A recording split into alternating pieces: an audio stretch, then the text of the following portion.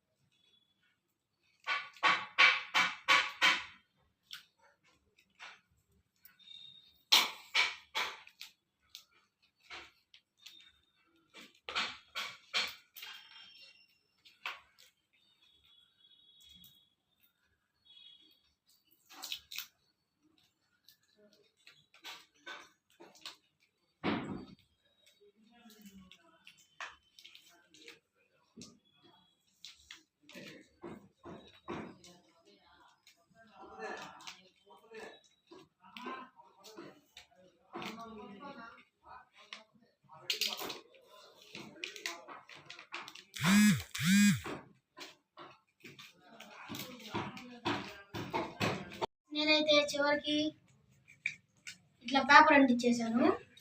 ఇప్పుడు మనం అయితే టెస్ట్ చేద్దాం. ఇదైతే బాగా వెళ్ళింది, కానీ ఇప్పుడు ఇది చూద్దాం.